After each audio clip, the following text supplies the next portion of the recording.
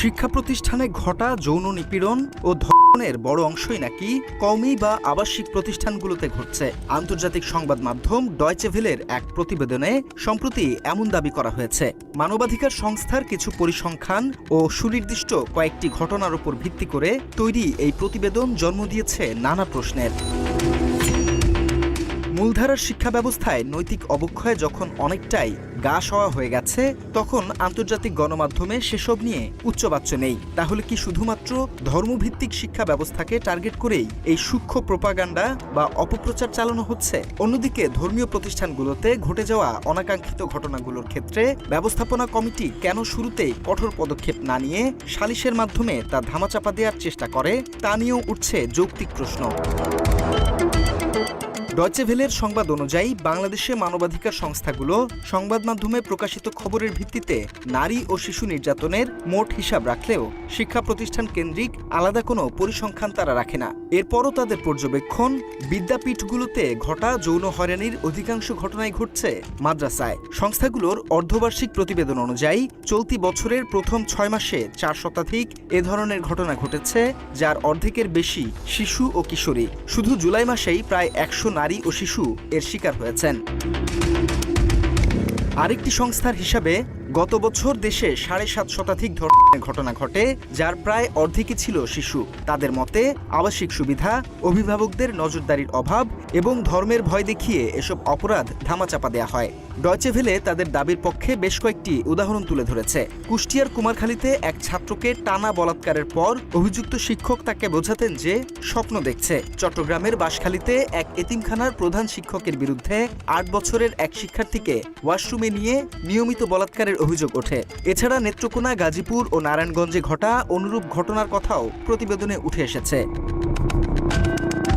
অধিকারকর্মী ও বিশ্লেষকদের মতে এসব ঘটনায় মেয়েদের পাশাপাশি ছেলে শিক্ষার্থীরাও উদ্বেগজনক হারে নির্যাতনের শিকার হচ্ছে। এ বিষয়ে কাজ করা এক গবেষকের মতে বিচারহীনতার কারণে সেখানে এক ধরনের শিশুকাম বা পেডোফিলিয়া প্রবৃত্তি গড়ে উঠেছে। অনেকেই মনে করে দরিদ্র পরিবারের সন্তানরা এখানে পড়তে আসে বলে অভিভাবকরা খোঁজ রাখে না, আর সেই সুযোগটাই নেয় অপরাধীরা। তবে ডয়চে ভেলের এই প্রতিবেদনের উদ্দেশ্য নিয়ে পাল্টা প্রশ্ন তুলেছে সচেতন মহল। তাদের মতে বর্তমান সাধারণ শিক্ষা ব্যবস্থায়, বিশেষ করে বিশ্ববিদ্যালয় ক্যাম্পাসগুলোতে ছেলে মেয়েদের ফ্রি মিক্সিং বা অবাধ মেলামেশার কারণে নৈতিক স্থলন এক নিত্যনৈমিত্তিক বিষয়ে পরিণত হয়েছে। দেশজুড়ে ধর্ষণ, ক্যাম্পাসে প্রকাশ্যে শ্লীলতাহানির মতো ঘটনা ঘটলেও অনেক ক্ষেত্রে আপোষের মাধ্যমে একে স্বাভাবিক রূপ দেওয়ার অভিযোগ রয়েছে। সাধারণ শিক্ষা ব্যবস্থার এই ভয়াবহ অবক্ষয় নিয়ে আন্তর্জাতিক গণমাধ্যমগুলো কেন নীরব?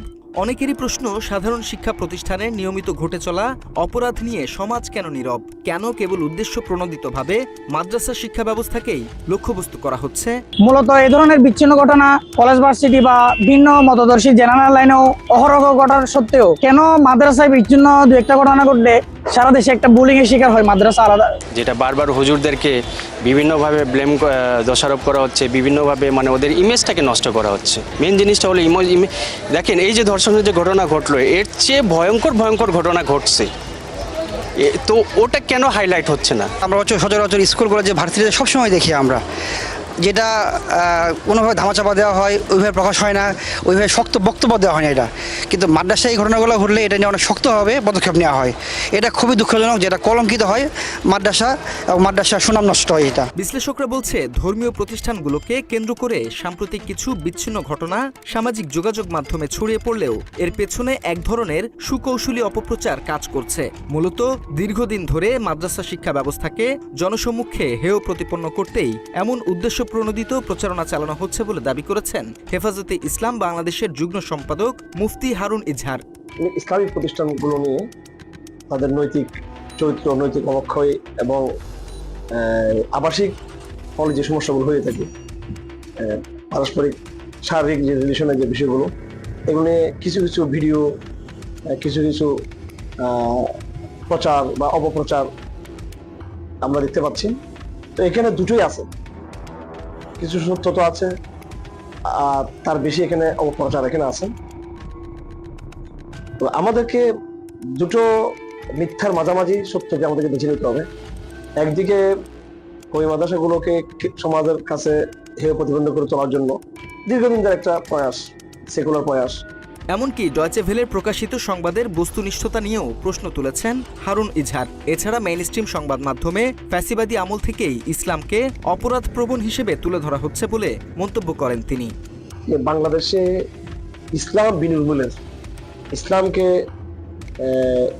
ক্রিমিনালাইজ করার যে একটা মেইন স্ট্রিম মিডিয়ার পক্ষ থেকে ফ্যাসিবাদের আমলে দেখছেন যে অধিকাংশ মিডিয়াগুলো তাদের দালালি করেছিল, হ্যাঁ, এবং যারা নিজেরা বড় কারাপ্টেড কোম্পানির সাথে সম্পৃক্ত এই মিডিয়াগুলো, দুর্নীতিবাজ কোম্পানি, যারা জুলাই বিপ্লবের সময় গণহত্যার পক্ষে যেগুলো মিডিয়ার মালিকরা সাংবাদিক দাঁড়িয়ে কথা বলছে, যেগুলো রেকর্ড করা আছে, তাদের গায়ে, তাদের শরীরে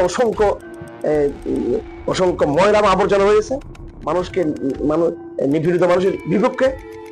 তারা আবার এখানে আর ইসলামকে বদনাম করার নতুন হাতিয়ার তারা নিয়েছে, এটা দুঃখজনক।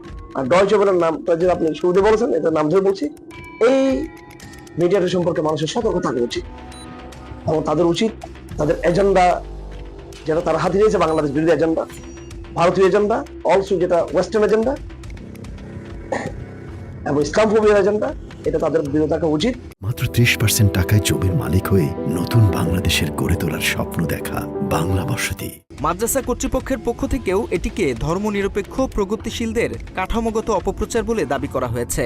কিন্তু কিছু ব্যক্তি আছে, গোষ্ঠী আছে, দল আছে যারা দ্বীনি মাদ্রাসাগুলার বিপরীতে তিলকে তাল করে, বালুকে পাহাড় করে 1%কে শত সহস্র % বানিয়ে এরা প্রচারণার সাথে এরা লিপ্ত। এরা পক্ষান্তরে দ্বীনি মাদ্রাসার দুশ্মন নয়, বিদ্বেষী নয়, বরং কোরআন এবং হাদিসেরও বটে বিদ্বেষী। আলেম ওলামাদের বিদ্বেষী নয়, ঈমান আমলেরও বিদ্বেষী। পশ্চিমা বা বিভিন্ন মিডিয়া যে নিউজগুলো আসতেছে, এগুলা আসলে সত্য মিথ্যা কোনো যাচাই বাছ বিচার করা ছাড়া এটা এক ধরনের ধর্মীয় প্রতিষ্ঠানগুলোর বিপক্ষে গভীর এক চক্রান্ত এবং ষড়যন্ত্র, যেটা আমরা সবাই কম বেশ আমাদের সবাই ধারণা এবং সবাই দেখতেছি, শুনতেছি, বা আমরা যখন বিভিন্ন ঘটনা খোঁজখবর আসে আমাদের কাছে, দেখা যায় সামান্য একটি ঘটনা বা সামান্য একটা ঘটনা তাল করি, বড় করি, সেটাকে উপস্থাপন করা হয় জাতির সামনে, আলেম সমাজকে বা ধর্মীয় দৃষ্টিকোণের যে লোকগুলো আছে তাদেরকে হেয় করার জন্য, তাদেরকে সমাজ থেকে, জনগণ থেকে বিচ্ছিন্ন করার জন্য এই ধরনের একটা গভীর চক্রান্তে বিভিন্ন চক্রান্তকারীরা এখানে লিপ্ত আছে।